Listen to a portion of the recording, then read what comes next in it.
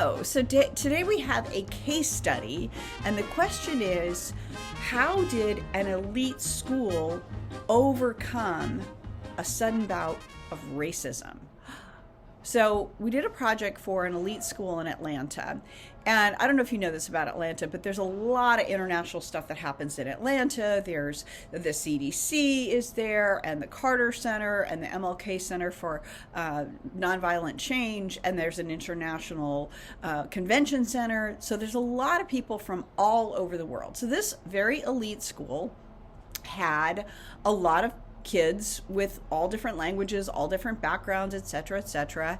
And it was one of the first schools in the country that actually had a multicultural officer. So you would think a school like that would not experience racism. Well, what happened was they were doing all these improvements to the school. They'd just done a big renovation, and all of a sudden, after all these years, they started seeing racism. I'm like, what is going on? Is it the news? Is it polarization? Is it this? Is it that? They were looking at all these things. So it turns out the answer was much more simple than we expected. You see, mentioned that they had just done a big renovation.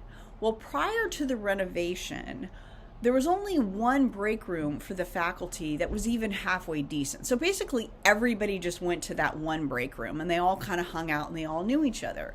Well, during their renovation, somebody got the bright idea to do individual break rooms in each department.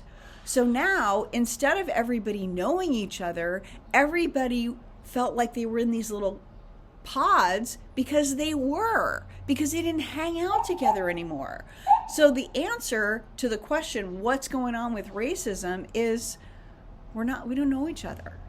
So I want you to ask yourself, if you've got a system in your school or organization and you feel like there's tension, maybe it's racism, maybe it's ageism, maybe it's different departments, what can you do to get people to actually physically spend time together for no other reason than just hanging out? And I don't mean like forced sack races and stuff like that. I mean, how can you create a flow of just people just running into each other and hanging out? Because I bet you'll find what we found, which is that when people know each other, they're kinder.